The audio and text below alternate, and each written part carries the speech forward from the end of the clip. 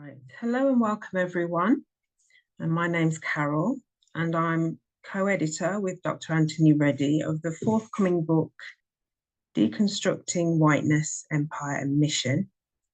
And in these videos, we're going to be hearing from the book contributors about their chapters and some of the issues explored in the book. So today I'm speaking to Michael Jagessar about his chapter, which is entitled Mission and Whiteness, Archival Lessons from LMS in British Guiana. So welcome, Michael. Could you introduce yourself and briefly describe what your chapter's about? Thank you very much, Carol. So as you said, I am Michael Jagessar. I am now retired. I used to work with the United Reformed Church as a minister, then with Council for World Mission. I taught at Queen's College, and I write a lot of different things. I'm very eclectic. When I'm usually asked to describe myself, I would say I live in the UK, but I dwell in the Caribbean. Hence, the subject matter that I am writing about and I talk about and I reflect seriously on about. So currently, as a retired person, I read a lot. I do some blogging. I'm currently doing some research, continuing my research in the SOAS archives that I'll speak later on. So generally, that's who I am and what I'm about. So I'm from the Caribbean originally, and I live here in Birmingham. Okay. So could you describe a little about what your chapter's about?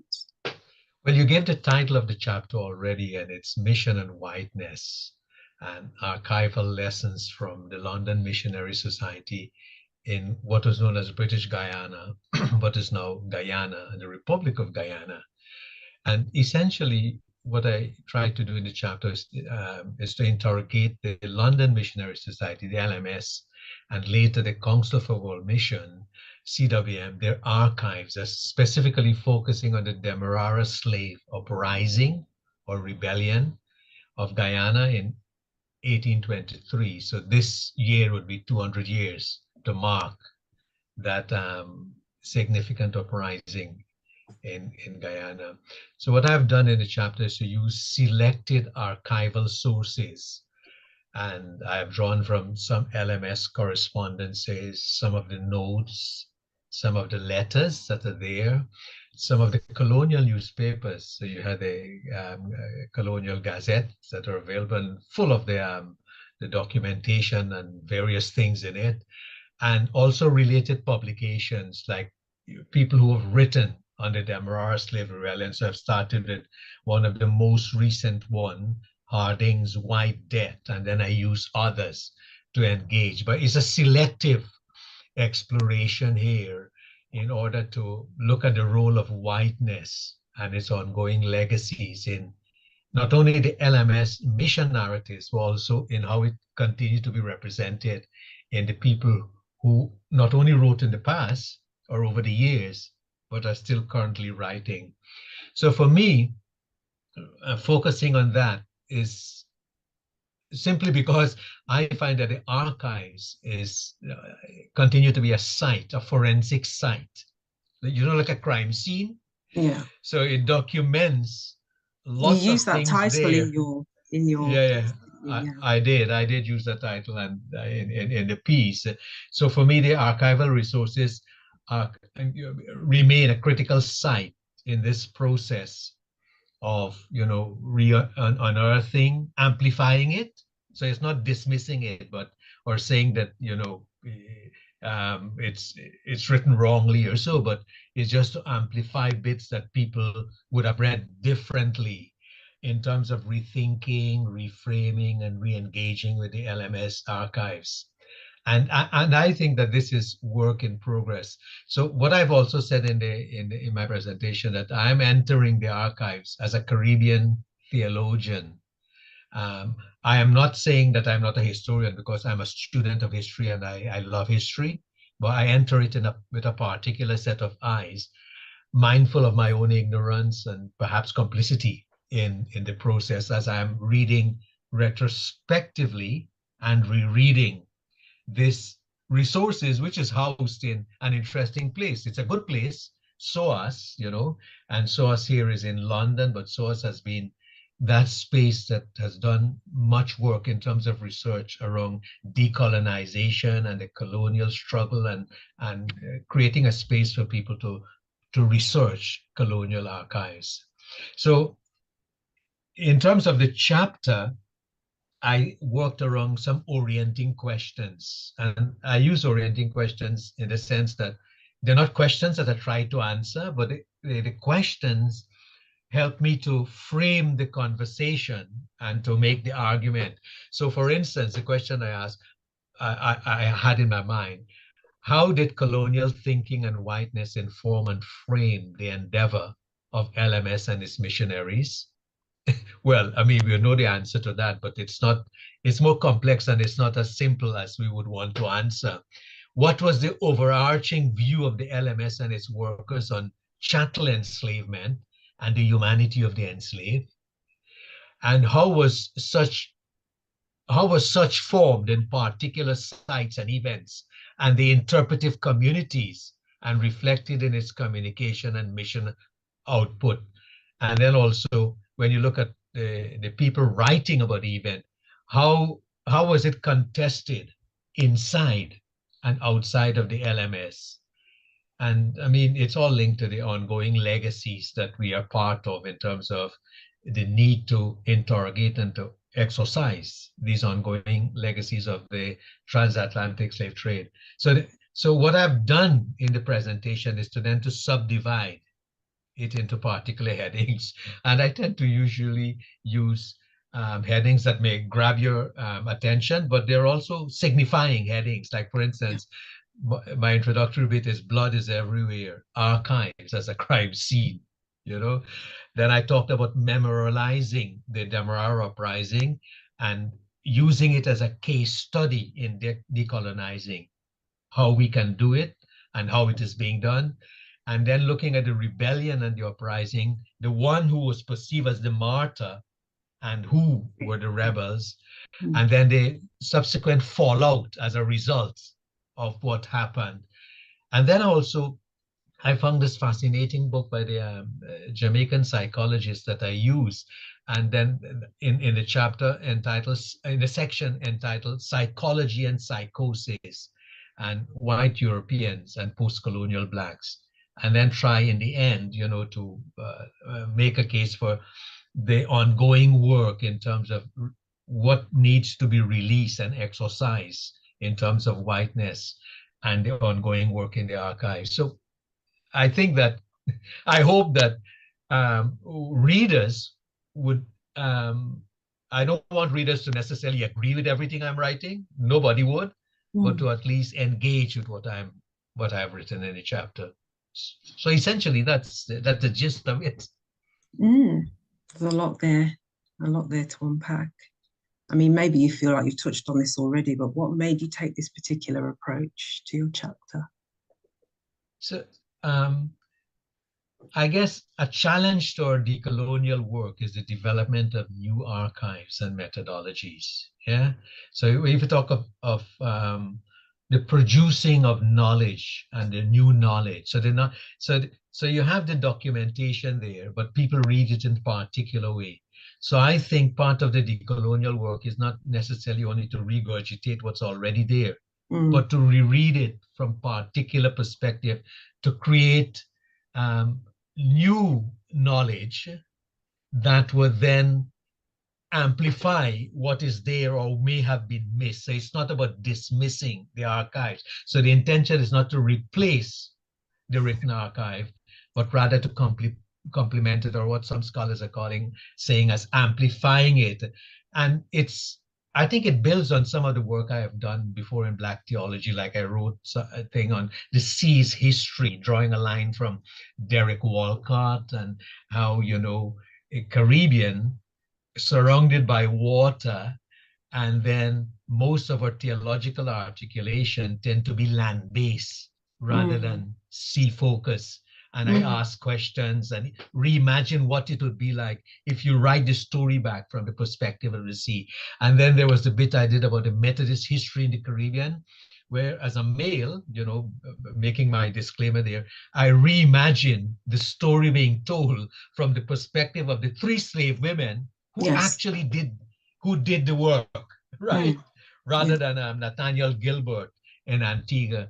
And then also my work on Philip Potter, just looking at a different way of doing research and working outside of written material in conversation with other materials and historical stuff that are available. And it's not reflected in this essay, but I built on this essay to write a reflective piece in CWM Insight magazine, where I had Kwamina, the deacon, talking back to Onesimus. So you remember, so CWM has renamed the project from the legacy. So the Kwamina project, no, to the Onesimus project. And so I used Kwamina as this imagined deacon, a Christian, converted person, as they say in the story here, to now be in conversation with Onesimus to ask the tough question. So for me, the approach is more than reading against the grain of the colonial archives. It's about, unearthing a variety of voices while reading against, so that you have a more kind of broadened or amplified perspective in what's there in the archives and giving agency to other voices. So, because if only scripts that are penned on paper in book form count as evidence for understanding the past, there will be little impetus for my piece, and much more that has to be written, because it actually goes back there and try to work on the stuff and then draw on other things that are available and make the comparisons here. So basically, I think that I felt inclined toward this as a Caribbean person because of the need. As I said, I live in the UK, but I dwell in the Caribbean. And I'm curious also of the fact that the people in Guyana who have written about this story, they tend to follow the dominant view rather than reading against the grain and telling the story from the perspective of the enslaved or Kwamina. So that was the general thrust of my approach. Thank you. I mean, there's more that can be done with this, because, for instance, if this story here, one could have gone to one of these free villages in Guyana, as they call them, where they enslaved, who lived on these villages that they bought with their own money, and then interview people who would have been familiar with the Kwamina story to hear their perspective, and then work the archives, or provide the archival materials to them and ask them to read it and to say, actually, what is it you can add to tell this story, or how is it you have heard this story, or how has this story been passed on over the years? Yeah, there's a lot of potential there. So that's the ongoing work that needs to be done. Okay, thank you for that. So what would you say has shaped your social conscience, say in regard to race, issues of inclusivity, diversity, etc.? For me, location matters. I said, that I live in the UK, but I dwell in the Caribbean. So what has really influenced me is my experience as a Caribbean person. So I'm a Guyanese. So Guyana is part of the continent. So it has a large expanse, broad.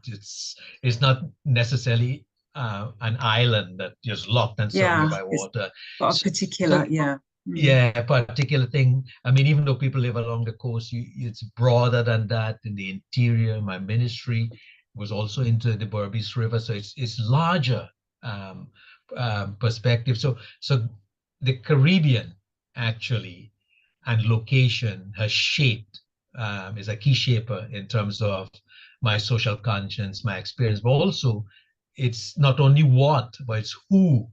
So for instance, family, I come from a multi-faith background, so Hindu, Muslim, My grandfather, who's a step-grandfather, is of African origin, so who, we really share the faith, and who was a brilliant engineer, and from whom I learned in the sugar factory. I said, "Oh, you're just a foreman and you're such a brilliant engineer. Why can't you become a factory manager?" A little kid asking him. And he looked at me and he smiled. He said, "Well, the white people just come and they look at the things I am doing." And they said, "What a good job you have done, George." And then they go around and they do the very thing and claim it as their own. So he said that. So quite early from his perspective and from my both Hindu and Muslim grandparents and antecedents, there was a sense of justice. People wanted fair play.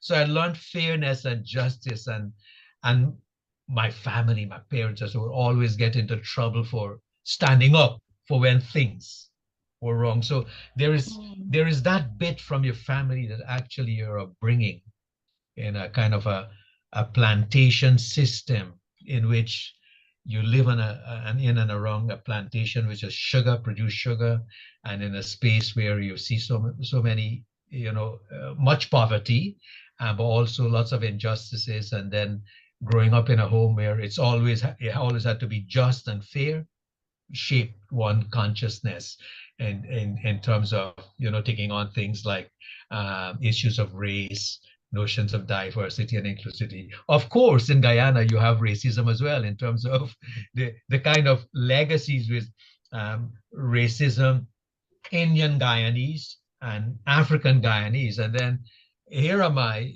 in a family with a Black grandfather and an Indian mother in a totally Indian village. You became very conscious quickly. And that's where I learned about the issue of power and the institutionalizing of racism, rather than seeing it as the bigotry of an individual or the prejudice of an individual. So you quickly realize, and I think that shaped the way I approached the issue when I arrived in the UK, because I have an entry point to also interrogate my own prejudices and the kind of things that within your family you kind of inculcate without even aware of these things. Then, of course, there were people like whom I have read. I mean, if you look at all my writings, I tend to quote theologians, but I also quote a lot of Caribbean people and so on, like C.L.R. James, who wrote The Black Jacobins, the story of the rebellion in Haiti. And in the essay, I then refer to Haiti and an Haitian scholar, talk about historical silence and so on. Caribbean diversity, actually, is something that I'm strong about. And so it's a natural inclination that because of multiple Caribbean impulses, I was able to enter the conversation around diversity with different lens and perspective. And so the strength of the Caribbean is its diversity. And this is why sometimes it irritates me when I understand that the predominant view may be a particular ethnic group, but the Caribbean in its totality is larger than a particular ethnic group. It is its diversity, which is its beauty and its strength. And I think that we can give that greater agency. So part of my undergraduate work, or not undergraduate, postgraduate work, MA work, was theology in Caribbean literature, So I studied Wilson Harris, and I've drawn from different Caribbean writers. I think all of these have influenced my perspectives on issues of race, justice, notions of diversity and inclusivity. Of course, I don't want to give the image that I am this enlightened person from birth. There were many moments of conversion along the road where I had to interrogate my own kind of prejudices or biases and all the kind of bad habits I would have. It has been a learning process. Thank you. Okay, big question now. What do you think are the biggest challenges that face the church and also the wider society in terms of creating frameworks for social justice? So let me begin with positively by saying that the church, the church still has a role and can still find a role in terms of modeling what a life flourishing world or society or community can be like. It has still in its toolbox lots of values it can draw on, you know. So that's, I think, the positive. And I think that, to be fair, that the church tries to do and to work towards that end. I think that there are many challenges facing the church. And for me, the first one is integrity. I don't know, but I think that somehow my sense is, which is a limited perspective from a particular tradition that I represent here, and somebody who's not born British, to say, I'm speaking generally. When I say integrity, I mean in the church, there's a tendency to be inclined towards the convergence of interests. If this thing would protect us or ensure our survival, we want to be in support of it.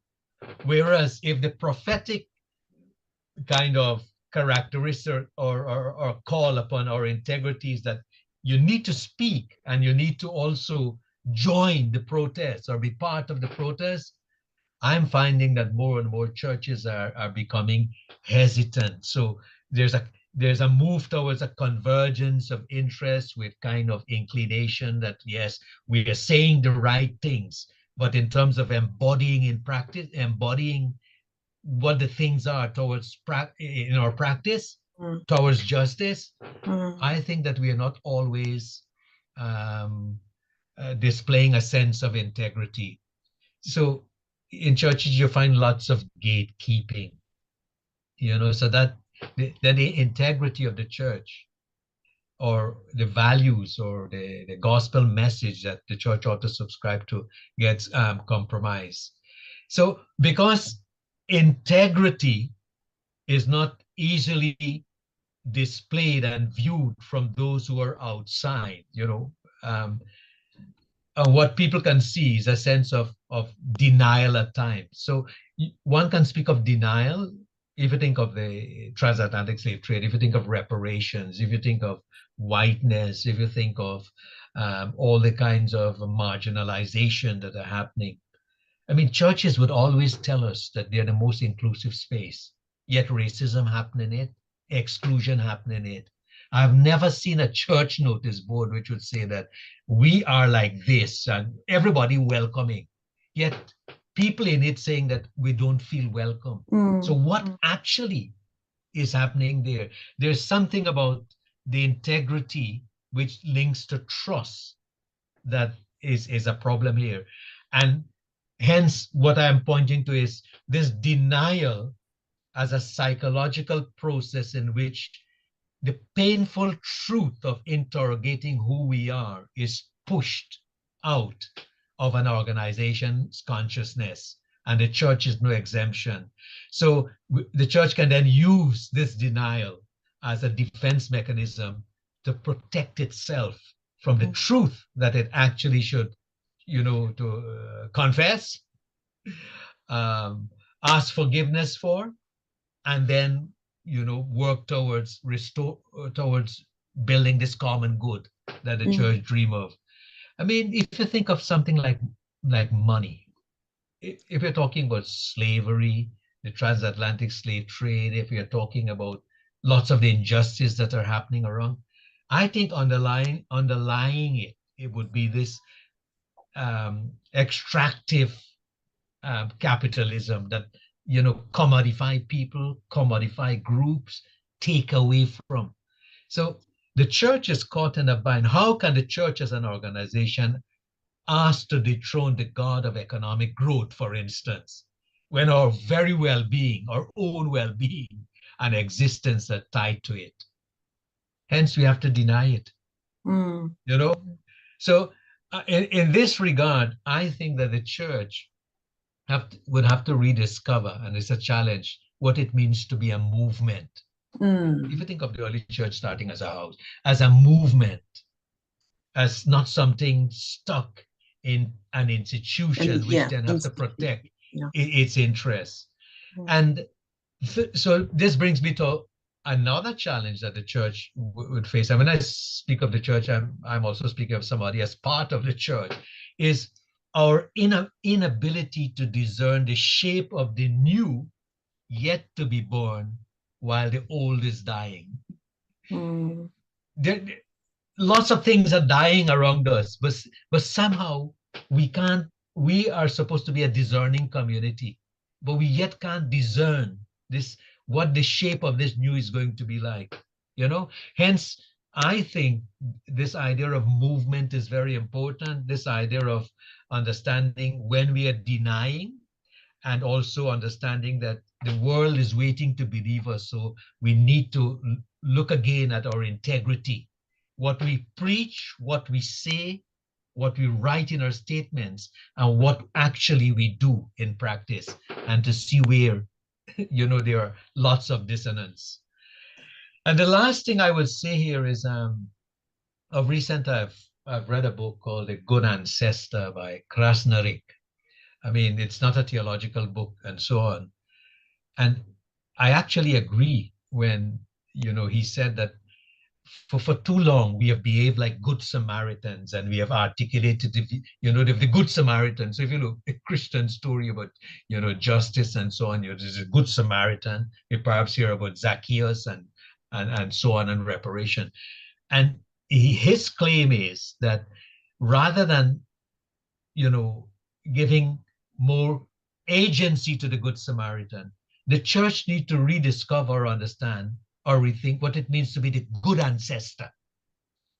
Okay. And what he means is that they should deploy what indigenous people deploy as the 7th-generation principle. So the decision you make now, you should ask the question, how would it impact on 7 generations down the road? Okay. What is it we are doing now in terms of justice that 7 generations down the road, they're going to look back upon us and say, you have been good ancestors because you have handed us over something that is life flourishing that we can build on, rather than colonizing our future. So I think the church has to break out of this colonizing mode of then colonizing the future for people. So which means lots of our theology we have to revisit and interrogate and look again at. I mean, I can say more, Carol, but I'm sure you could. I'm sure you could. Yeah. Wow, there's a lot there. Okay, just to finish, what do you hope people will take from your essay?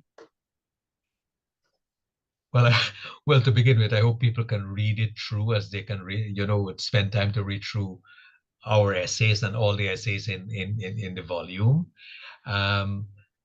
And if I'm more specific, I can say that perhaps to consider a different way of revisiting the Demerara slave uprising and the possibilities thereof, the spin-off for other archival resources. How then do you reread these archival resources which are there and which now we have made CWM Comfortable Mission with SOAS and making available online for people to digitize, to engage with, but work towards something life flourishing. So it's not only talking, well, this has happened, but reading it again so that we don't make the same mistakes in perpetuating a story that still locks us into a particular way of behaving.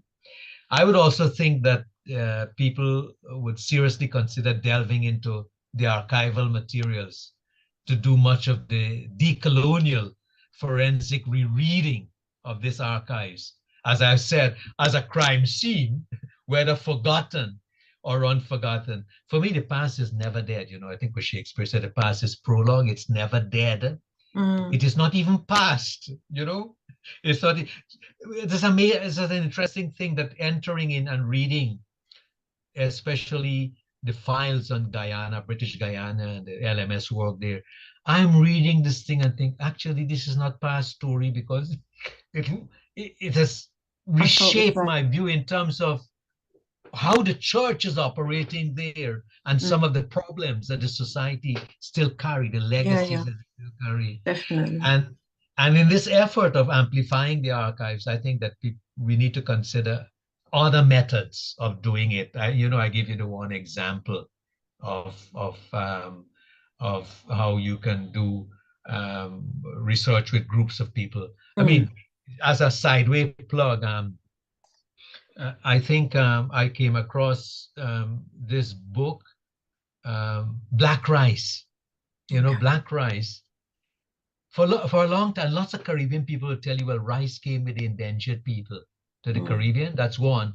Or the colonial people transplanted rice in the Caribbean. Now, what black rice has shown is that actually the rice came from Africa. The variety of rice came from Africa. And even stories of enslaved women hiding the grains in their hairs and transporting the rice. So what a Dutch scholar did was to work with the Maroons in Suriname to hear their stories, and then using the grain that they have to do a sort of forensic DNA testing on it that traces it back to Africa rather than the variety of Asia. So I think that there are lots of work to be done in the archive. There are material there that would, letters, LMS letters, I can tell you about weather, I can tell you about what people eat. In the essay, I spoke about how it was unbelievable for all these enslaved people in the church to be sending back so much money to the LMS.